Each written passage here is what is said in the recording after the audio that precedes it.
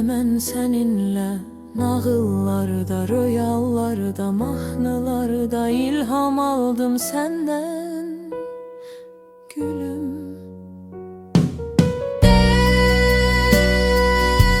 Necə səni sevməsin bu ürək? Mən razıyam, bax o zaman dursun ürək. Ay gözəlim,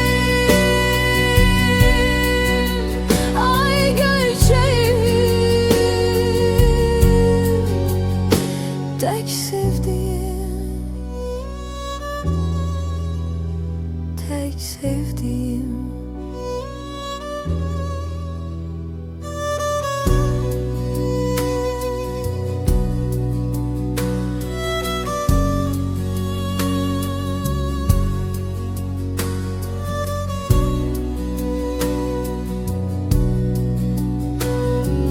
Günün doğuşu kimi güzelsen, benim için sen çok özelsen, ömrüme bahar saçırsan,